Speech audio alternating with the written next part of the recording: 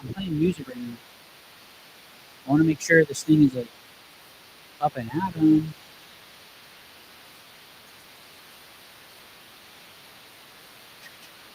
Check. We're doing this.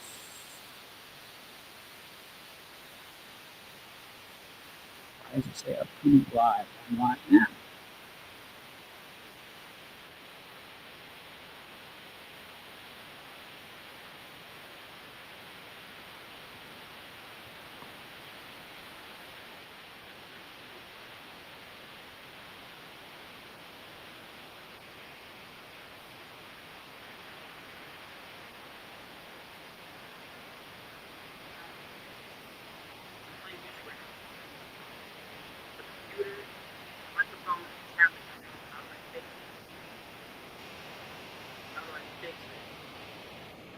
Roadcaster up right now.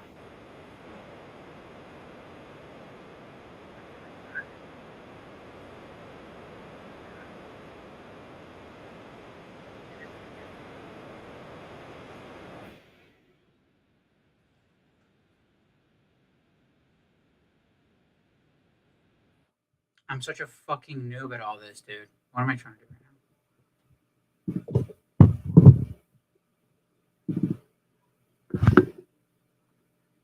Bum, bum, bum, bum.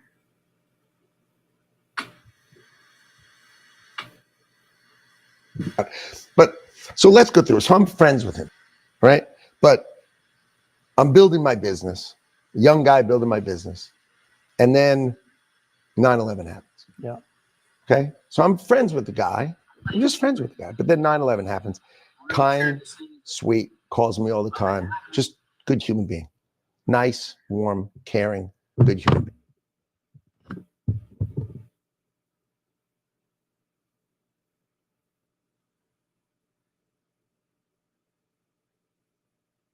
Happens. Kind, sweet, calls me all the time. Just okay, that's good. Okay, that's good right there. I just want to make sure that the audio is good. Who can freaking comment right now? Is the audio good? Can you hear my audio?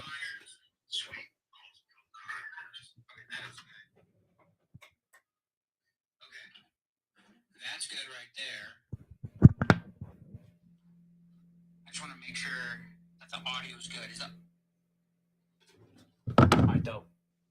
All right, we're going for it. We're going for it. Troubleshoot is shooting. We're done. We're good now. We're good. Okay. Where we're gonna go? We're gonna start right here. Bum, bum, bum, bum. All right. Am I framed up right? Oh, I'm fucking sweating, dude. Okay. Can you all hear that? We got 23 people in the chat. What up, y'all? Or sort of in the chat. We got 23 people watching. All right, so we're just chilling right now, y'all. We're going for it. What am I gonna say? What should I say? Oh yeah, I know what to say. Okay, first of all, I'm at my parents' house. I'm at my mom's house with my sisters, and there's dogs. If you hear any dogs, I apologize, but it's okay. We're going to get through it. All right, we're going to get started in 3, 2, 1. The emotional intelligence in Trump's cabinet is off the charts. What's up, everyone? It's Americaplus. I'm your host, Cole McCormick. It's another week, another episode. What's going on, everybody? I'm happy to be here. It's Sunday, March 23rd, 8:46 in the PM. What's up, people? My people. Dude, I'm happy to be here. We are chilling in the old AZ, y'all. What's up? I'm in Arizona. Hanging out in Phoenix, in the valley, in the Queens of Creek. I probably shouldn't dox myself, but I'm chilling out here in the middle of the desert. And it's my birthday this week. I'm turning 28, which is pretty cool. It's a pretty surreal birthday to have because my dad died 7 months ago. And so I'm just moving through life like that, y'all. So this is where I'm at. I'm still creating. I'm doing my damn best to get through life and, just going through the bullshit. What I want to focus on this week is a few different things. Okay. So this week was huge. This week was monumental in terms of like news and like just like what happened. Okay. So first of all, and it's all connected, right? JFK, 9/11. There's like things that I'm connecting here today. The JFK files dropped, which is insane. Who really thought that JFK files would actually be released? Like, who really thought that? I remember when Trump signed the paper to do it, and it was like, yeah, like, we're going to do it. And I was like, is he really going to do it? Is he really going to do it? I don't know, but he actually did. And so they're currently releasing 80,000 documents, dude. And no one's read them. No one's read them at all. It's just too much. I think this was what the cabal planned. We're going to hold the documents for 60 years, and then we're going to just dump everything on them so that they can't even read it, dude. I'm waiting for the AI. I'm waiting for someone to just upload all of it to Grok or Claude or whatever fucking AI you want to use. I'm waiting for the AI analysis. Right now, all the AIs are still saying, given the official narrative that there was a lone shooter. But I don't buy that. I don't think anyone buys that. This is it's an ongoing story. Okay. So we're still waiting. It's like the documents are out, but we're still waiting. Like, how can that be a thing? Which low-key blows my mind. I thought we were gonna like no. Did anyone think there was gonna be like a paper that just said they shot him or like this person shot him? Like, did anyone really think that? I low-key thought that, I don't know. I thought there would be a document that was just like an official timeline, like I thought there would be something like that of so-and-so had the gun and this person was in this position and we were over here. But it's a lot of just convoluted data, that the truth is. And so hopefully we get through it. I have all the hope in the world. I'm thankful that RFK Jr. has access to these files now. If he didn't already, I would hope that he had it prior. I would hope that he had access prior to the release. So right now this week, but regardless, if RFK Jr. just has access to these files, like I'm just happy for him because that is some real family trauma that he's going through, dude. Like that's something really serious that people don't really talk about like all that much, like how much family trauma with a T there is within that family. And for him to be like one of the youngest kids and to lose his uncle and his father, that's something it's just really serious, dude. And I want to focus on like that sort of aspect. I'm curious if the trauma that RFK Jr. experienced, is influencing his position right now. Clearly RFK Jr. is in charge of the HHS. He wants America to be healthy again. And I wholeheartedly believe him with that message. And that is something to be continued to be like discovered and stuff like that. Up until this point, he's proven himself right that he does believe that.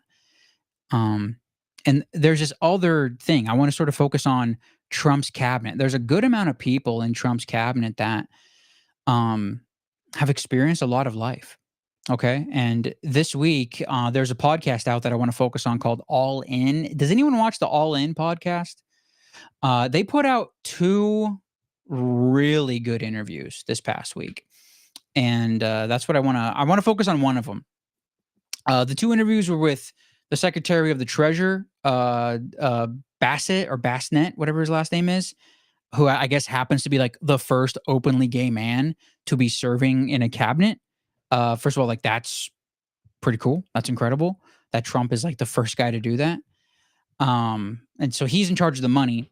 And then the other interview that they did was with the Secretary of Commerce named Howard Lutnick. And Lutnick is the guy that we're going to focus on mostly this week because I just thought it was just a really powerful thing. And when it comes to experiencing trauma in one's life and choosing to move forward and choosing to be of service in any aspect for your family, for another person's family, for the country at large, these are really, there's a deeper message when it comes to the people who are inhabiting the White House right now that I don't think a lot of other people are really focusing on.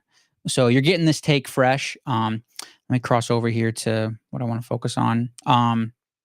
So I got some clips here. I want to play a few different clips of this Lutnick interview. This first one. So first of all, who is Howard Lutnick? He's this guy on the right-hand side. He's a billionaire. He's known Trump for like 30 plus years. So even longer, like 40 years. He's known Trump since he was 30 years old. And he has a lot of stories of all of them hanging out in New York and chasing girls and going to parties and all this stuff. So like he's lived this like fun life being a rich guy.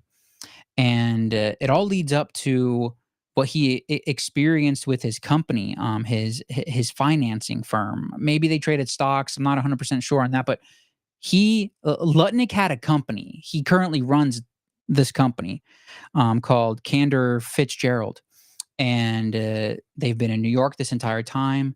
And in the year 2001, Lutnick's company was on the top 5 floors of the World Trade Center. And so I want to share a clip of what his experience was on 9/11. But so let's go through it. So I'm friends with him, right? But I'm building my business, a young guy building my business. And then 9/11 happens. Yeah. Okay. So I'm friends with the guy. I'm just friends with the guy. But then 9/11 happens. Kind, sweet, calls me all the time. Just good human being. Nice, warm, caring, good human being. Right. But then I'm knocked out. So what do I do next? I try to rebuild my company, take care of the families of 9/11. You know, I lost 658 people who worked for me. And we had a policy. We want to pause right there. I need to pause right there. He lost 658 people, dude. I lost 658 people who worked for me. And dude, what the fuck? Can we just focus on that number real quick? I'm 28 years old. I'm turning 28 on Tuesday. I was 4 years old on 9/11. He was a man. This man was a man, and he lost okay, so first of all, like 3,000 people died on 9/11. A fifth of the deaths of 9/11 was this man's employees. Now, for his whole company at large, he had over 900 employees. 70% of this man's company was murdered. That's fucking insane, dude. I did not know this until this week. When I heard this podcast, when I watched it, my jaw dropped the floor. Like, that is an insane. Can you please comprehend that number? Take care of the families of 9/11. You know, I lost 658 people who worked for me. And we had a policy. We want to work with people that we like. So when we had an opening, we didn't use headhunters. We would say to everybody at the firm, does anybody know anybody who do this job? Yeah. And so, you know, young lady works for me, says, you know, my best friend is an HR person. They have to have capacity. Yeah. But once they have capacity, imagine we hire that person. Yeah. Now what happens is it's not one big happy family. Yeah. But people really, really care about the company. And that's our company that's on the top 5 floors of the World Trade Center on 9/11 when the plane hits it. kills everybody at the office. My brother Gary dies at 36. My best friend Doug, he dies at 39. I had just turned 40 that summer. Mm-hmm. I had a party, 65 couples. It's my 40th birthday 40th party, birthday, yeah. right? 27 people at my party get killed. Jesus. These are my friends. These are my friends. So I'm driven to take care of the families of the people who died. And I commit 25% of all of our profits. But the company is destroyed. So we go from making $1 million a day. I was a rich guy, right? What's the definition of a rich guy? No personal debt, no corporate debt. Ken Fitzgerald, no debt. So how do you survive 9/11?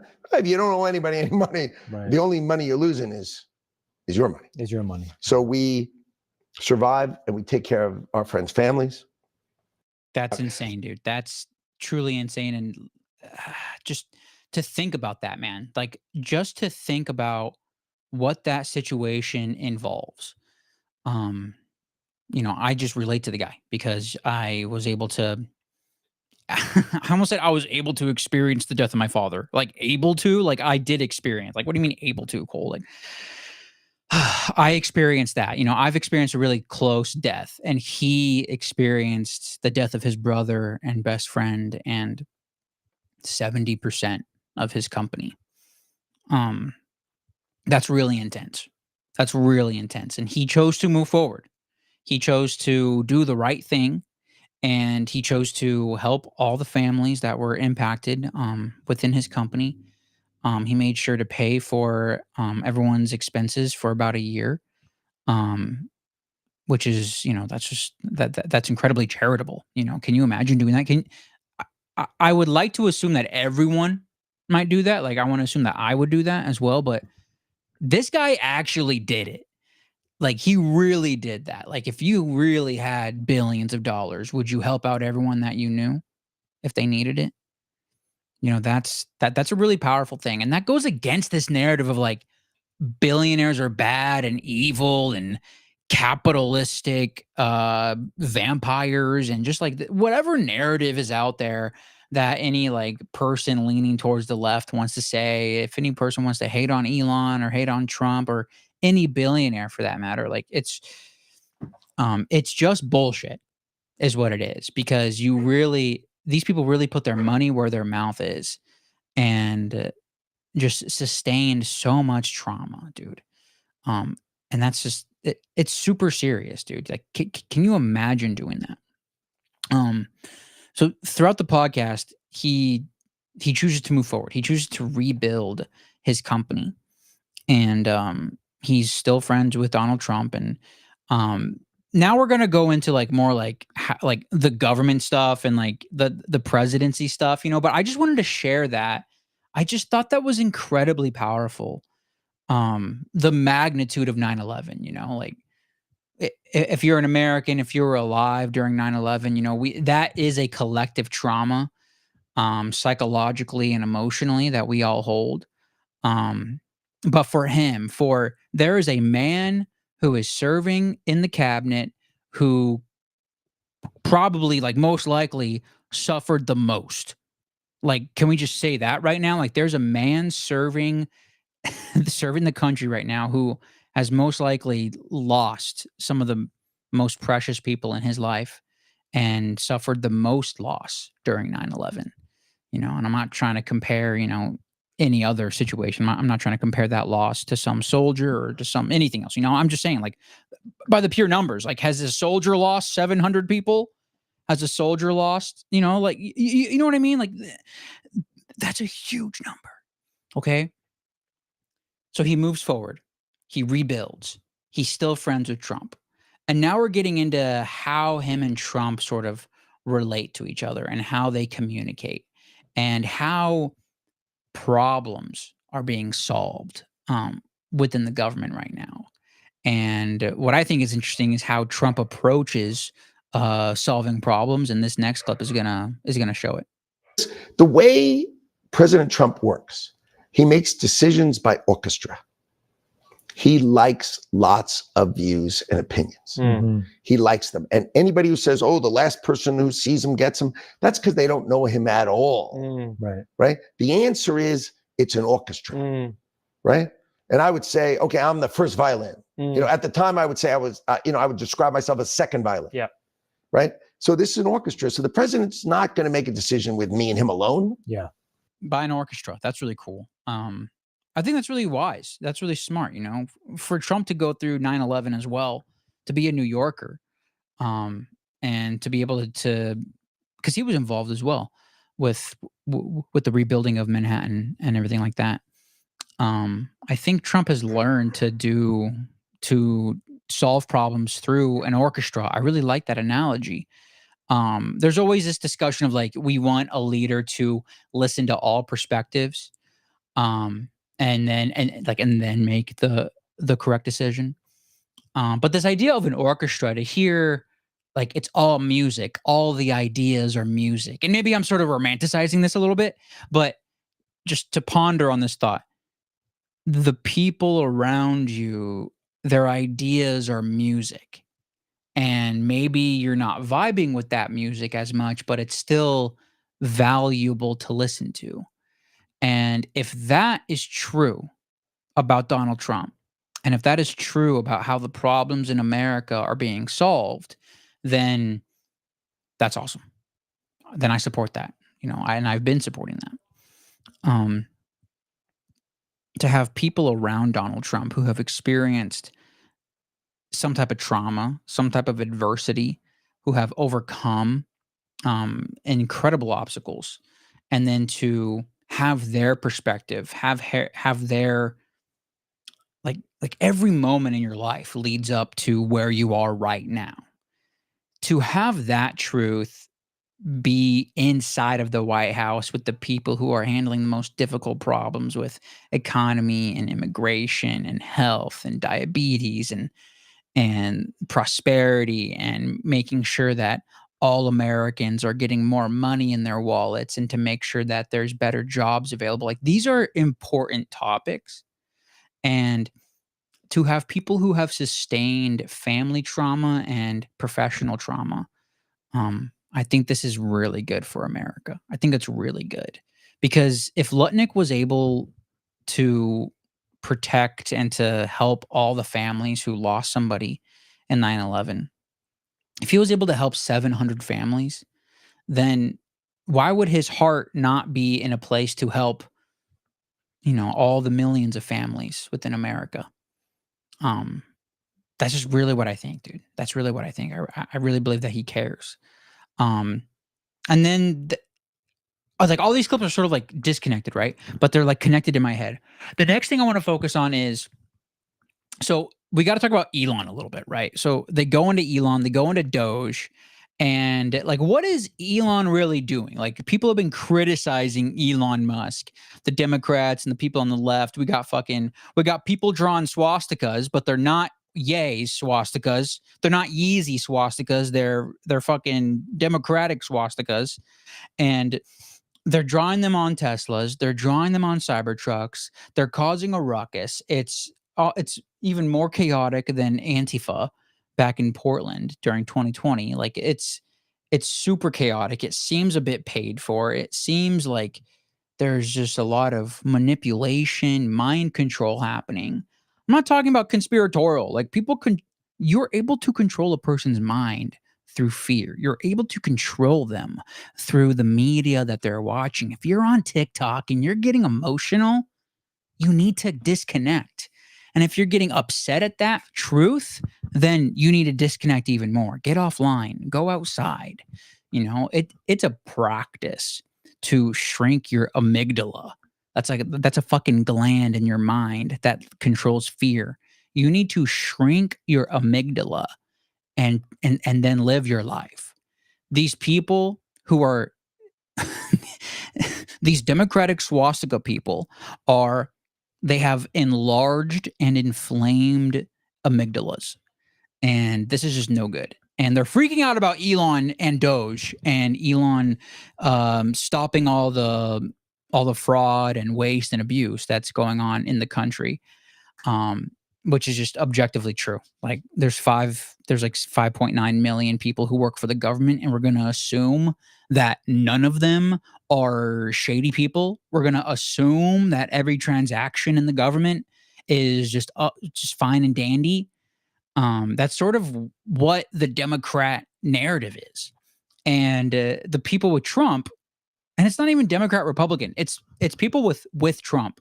What they're saying is, like there's definitely fraud happening. There's definitely abuse happening in the government. But then they're getting upset at Elon, of like, Elon has too much power.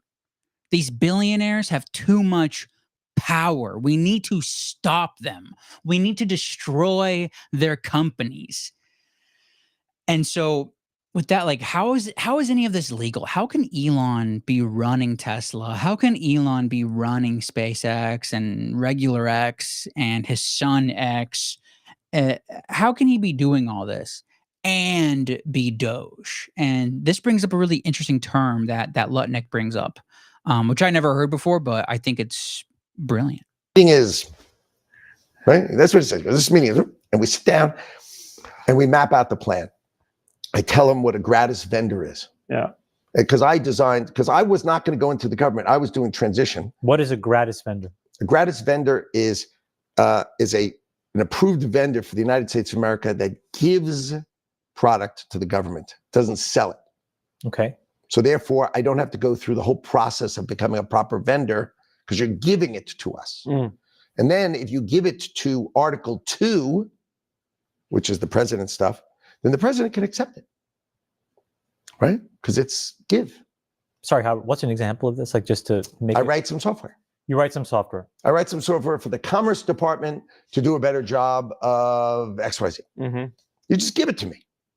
And then I do QA on it and I can take it. If you sell it to me for $1, we go into government hell. Right, the whole rigmarole. Right, but if you give it to me, right, and then I set up, so I said, I'm calling it Doge. And I registered the name Doge. You said that. Of course. And were you familiar with Dogecoin and Elon's history? It's Elon. I'm going to Elon. Okay, so what happens is, of course, it's in Elon. the defense Why production, would we do that? Of course, it's Elon. I love that. Like, registered the name Doge. You said that. Of course. And were you familiar with Dogecoin and Elon's history? It's Elon. I'm going to Elon. Of course, I'm familiar with Dogecoin. Who's not? We're all holding Doge. Like that's I thought that was funny. I thought that was a funny part. When it comes to that, so Elon has his own trauma, right? Elon, his father has been documented with psychological warfare, just talking shit down to Elon. Elon didn't have the best dad growing up. Elon went through a lot. Elon has a history of building a lot of different things, even though people want to claim that. People want to like say that he didn't build Tesla. He didn't invent Tesla. But can anyone do what Elon did with Tesla? Like, it's not about if he invented it or not. It's about what he did with it. You know what I mean? Like, it's not about inventing a home. It's about how you live in the home. And so Elon is in this position where I guess he's a gratis vendor. Gratis is Italian for free. He's a free vendor for the president. And he's already come out and said that he's tech support, which I think is interesting. But now I understand it. He's legally a free vendor. And the reason why he has access to all the computers and all the departments is because he's a free vendor and he's updating all the software. He's creating new software for the government to function on for free. And then maybe that's going to be another company that he can sell to Brazil and freaking Russia or whatever, whatever country wants to buy this new software for the government. That's really interesting. And it makes me respect Elon even more. And maybe that's a hot take. Maybe a lot of people don't agree with me on that. I know a lot of people online don't really vibe with Elon because of, everyone has their own reason. But I am of the opinion that, and this is coming from like these interviews and just like my general perspective, I firmly believe that Trump and the people around Trump, like his cabinet specifically, they are literally aligned with the light. Like think Star Wars, think spiritual, think God, think Jesus and the devil, think good and evil, think Lord of the Rings. Trump and his cabinet are literally aligned with the light. And I don't want this to turn into like some like worshiping thing. Like, I don't want to be like, I'm not trying to worship anyone, you know? I think it's clear that these are good people. And the reason why I'm willing to trust these people is because they have lived lives that have proven their character. That's it.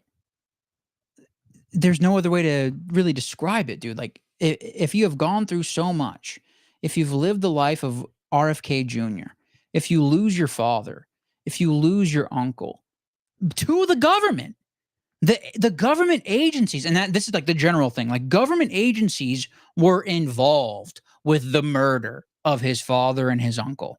Okay, like that's already understood for sure.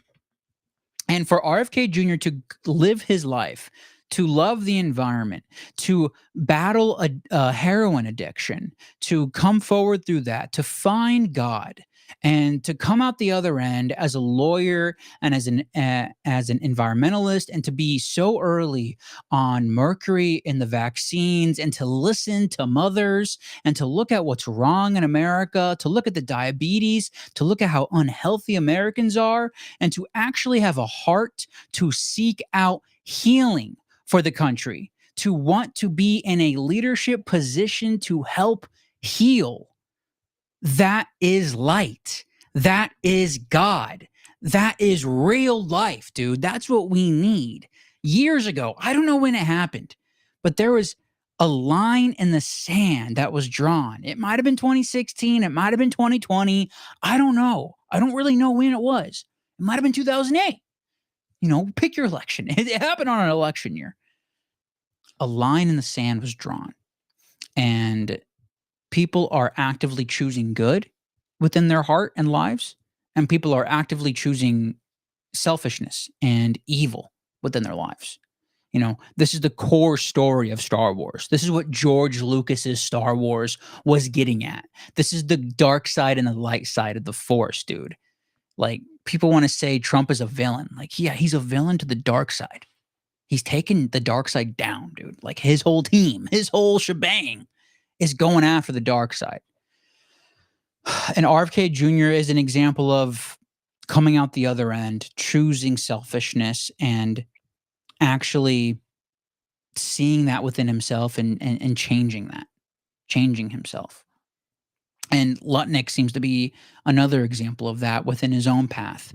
To lose 70% of your company, like to able 1/5 of the deaths of 9/11 was his employees. Like, is that not a serious thing? To go through that, to lose your brother, to lose your friend, and to have the heart to move forward and to not shut down the company, and to do as much as you can for the company, and to not sell out, and to still focus on love. Like, giving money, if you have the money to give and you're giving it to everyone that you can, that's straight up love. You know, like, that is love. And so these people seem to be moving forward with love. And that's just incredible. It's incredible. And it's this type of energy, this type of, like, I would call it emotional intelligence. I would call it, you know, like, vibe coding. This is like vibe governing. This is like, people are just like looking at the vibe of America, and they're just saying, like, we got to change this, man. And I can do something about it. Like, that's what's happening. That's what Elon did. That's what Lutnick did. That's what RFK did. That's what Trump did. Like, I can help change this. I can help heal this. I think that's the real message that's going on right now. And with that, Trump just took over both political parties. Trump took over the entire political system like a fucking badass that he is, dude. People talk about how, you know, like, some people on the left, some people on the news want to say, like, Trump is encouraging the Handmaid's Tale or something. Like, it's some bullshit narrative. It's some, like, silly ass thing. Like, he wants to, like, he's going to help the Christians take over everything, which is objectively false. Like, there's no way Trump's going to let some religious fanatics just take control over his entire legacy. Like, that's insane. And what I have to share, my last clip to share, is this author, and I believe she's a journalist, Batea. She's on Twitter. She calls herself a leftist MAGA or MAGA leftist. She's Jewish, so come at me if you hate Jews. I think this is a valuable voice to share, and she shares what Trump is actually representing to people through this through this line, like this line in the sand, people choosing sides, people figuring out what side they're on. She breaks it down. The real reason that the Democrats are floundering right now is because President Trump won by convincing millions of people like me who were Democrats our whole life that he is the inheritor of the values that we hold very dear. So for most of the 20th century, the Democrats represented the working class. Their whole agenda was built around the idea that if you work hard, you should have access to the American dream. And the Republicans were the party of big business, country clubs, trickle-down economics, foreign interventions, right? The Democrats were anti-war. And remember when the Democrats they believed abortion should be safe, legal, and rare? They were social moderates. That was the winning formula for the American working class: socially moderate, against war, anti-war, and economically populist. Remember, it was the Democrats who believed that we should control the border to protect working class wages. This was their view for most of the 20th century. And what happened was they abandoned all of those values and the entire working class to cater to the over-credentialed college elites with their far-left views, and then the dependent poor. And they abandoned labor. And what President Trump did was he inherited a party from Reagan that was socially conservative, believed in foreign interventions, and believed in big business, trickle-down economics, free trade. And he said, we're not doing any of that. The entire working and middle class of this country, 70% of Americans, have no party. We, the GOP, are going to be their party. He said we're going to be anti-war. We're going to be protectionist on the economy. We're going to not do free trade anymore. We're going to protect the labor of the American worker, and we're going to be socially moderate. Do you see anyone? I mean, right now we're... That's real, dude. That's real. I think that's real life. She broke it down really well. And I respect her for like coming out on that other side, to be a leftist MAGA. That's insane. Did Trump take over the Democratic values? That's an interesting thing to think about. He's definitely moderate on abortion. He's definitely like he's getting rid of taxes. He's getting rid of income taxes for people who's making under $150,000 a year, which, by the way, that's 85% of American citizens. So he's taking away income tax for 85% of the citizens. He's taking away tax on tips. He's making sure that the people around him are informed and love people. He wants to make sure that there's a situation where jobs are continuing to be strengthened and to be available within America. I don't know why. What's so bad about this guy? Like, what's so bad? Like, when I voted for Trump, it was a mix of like an FU and he's like a good guy. Like, I just didn't believe the media. And now the truth of Trump being aligned with the light is just getting so much more stronger. And I just think it's so much more real, dude. So I'm not sure if you agree with me on that. I'm not sure if you care about what I have to say about that, but this is my opinion. That this is what I really have to say about it. And I think this is important to talk about, and it's not about my grandparents' politics. It's not about believing in what your grandparents thought. It's not about believing what your parents thought. It's about using your own perspective. It's about using your own mind. It's about use your eyes to look at objective reality. Use your heart to feel the truth. This is what you need to do. And you need to move forward. You need to handle with what is right in front of you within your own life. And you need to do your best to handle what is in front of you with love and a good perspective. That's the only way that you can do that. And the leaders of our country represent that. Me losing my dad, I'm able to, I don't know why I'm able to, but I have this perspective that I can strengthen myself from the death of my father. And that's not to belittle the moment. You know, I believe that I can discover the best version of myself even after this tragic moment in my life. I believe that I can make myself great again. I believe I can make myself whole again. Um, I don't know what that looks like, but I have this like spiritual instinct within me that is telling me to keep going and to keep moving forward and to just keep waking up, keep brushing my teeth and keep doing push-ups and keep going outside and to just not stop because there's more to see. There's more to experience and I have the opportunity to thrive. You have the opportunity to thrive. If you think that you are stuck, I want to encourage you to not be stuck, to continue to just push through that wall. If you're walking and you hit a wall and it looks like there's no way out, just keep pushing against the wall. Just keep pushing against the wall. Like it's going to break one day. Like something's going to give if you keep thinking that you can do it. If you keep thinking that you will be okay and you can do more things, if you keep thinking about what else you can do, how you can change something, like, you know what I mean? Like if you can continue to believe in yourself, you can achieve anything. And what I see on these podcasts and what I see going on in the political sphere when it comes to the systems of America, that there are people who have been through trauma, who have had heartbreak, who have been through the most tragic and horrific scenarios that nobody wants to be in, and they got through it. And they continue to move through it. I don't know if RFK Jr. is healed from the death of his father and uncle.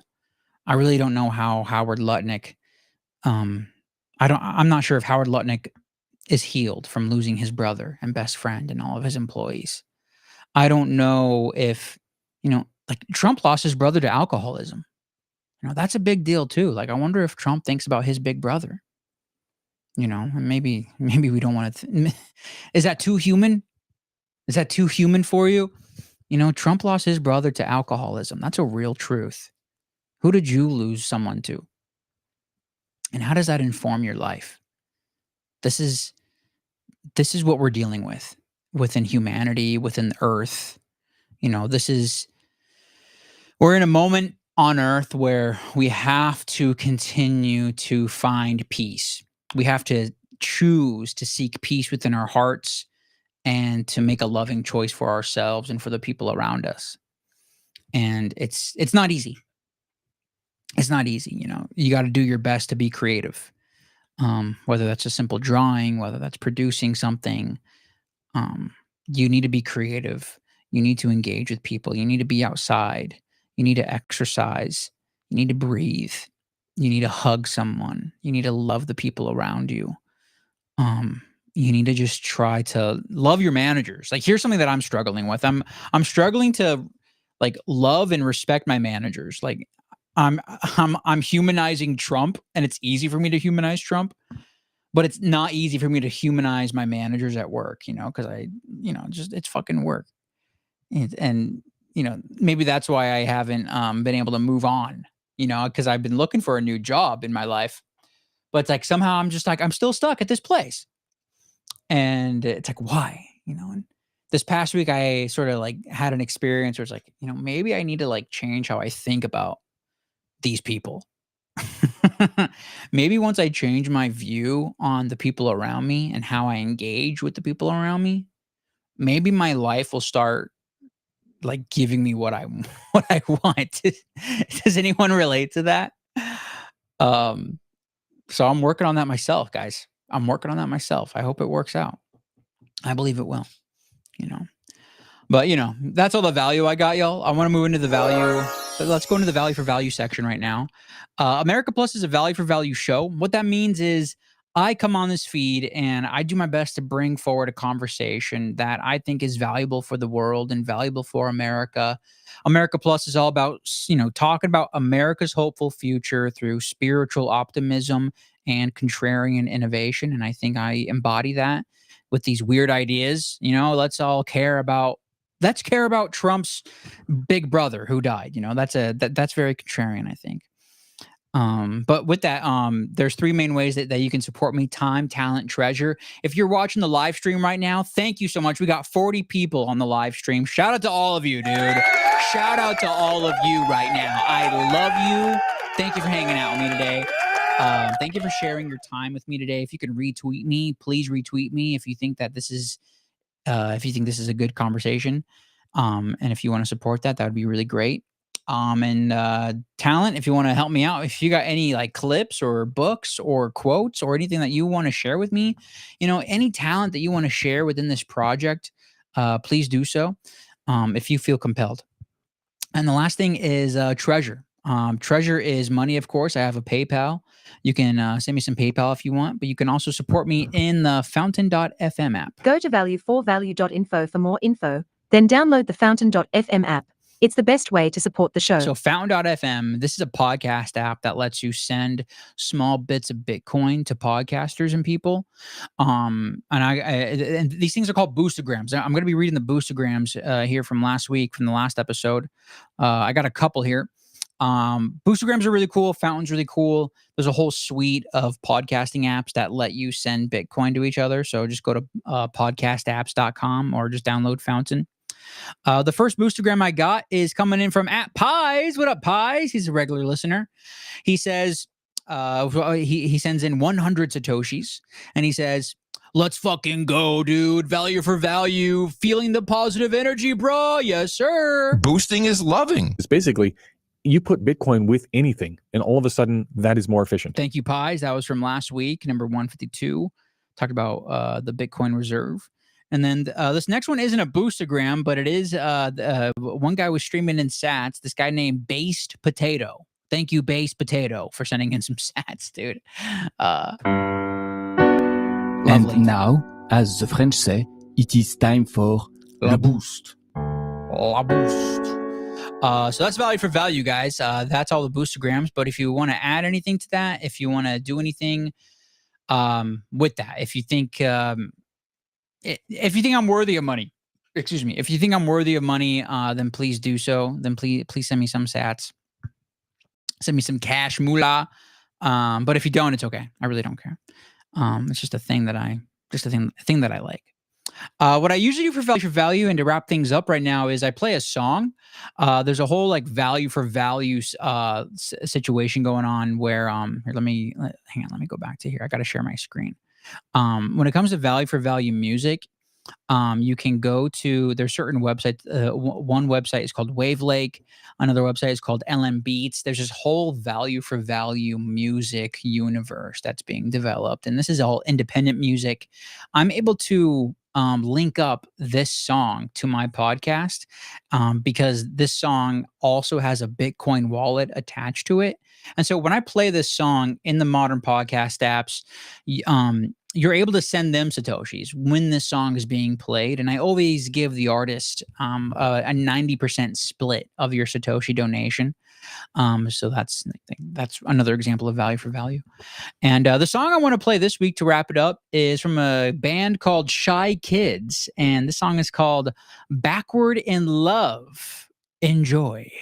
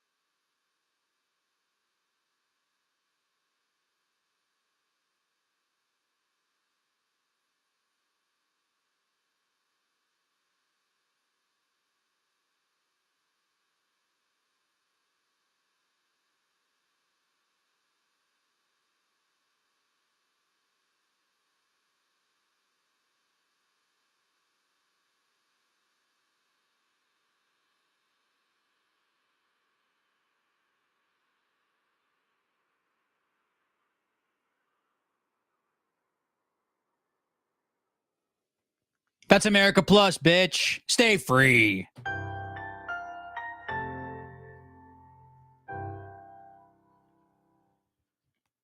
Boom, shakalaka. And that's America Plus, y'all. Thank you for hanging out with me today. What we're gonna do now, I'm gonna stay on live. Oh my god, did I not? Okay, hang on. Oh no, I didn't go live on the podcast apps. Oh my god, I didn't go live on the podcast apps.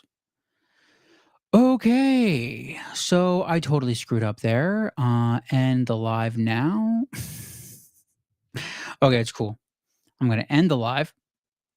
Okay, so I did the live stream on Twitter, but I didn't do the live stream on the podcast app. So that's cool. So I gotta completely just do that over again. So I was gonna stay on live while I do this editing, but now I need to end the live so I can pull this audio. So shout out to everyone who hung out with me. Thank you so much. Thanks for seeing me screw up, and